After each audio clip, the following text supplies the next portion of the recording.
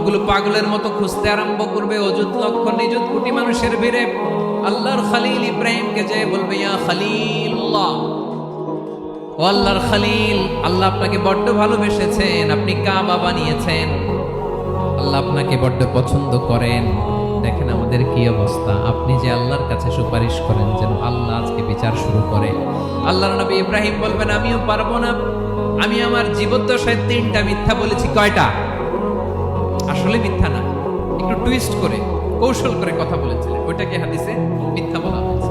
আমি জীবনে 3টা মিথ্যা বলেছি, জীবন বাঁচানোর তাগিদে কৌশল করে 3টা কথা বলেছি। আজকের এই কঠিন ময়দানে আল্লাহ যদি ওই 3টা কথার ব্যাপারে জিজ্ঞেস করে, লজ্জায় আমি মাথা দেখাতে পারবো না, আমিও পারবো না, আমিও পারবো না। আজকে আল্লাহ এত রেগে আছে, আগে কখনো এত রাগে নাই, পরেও রাখবে না।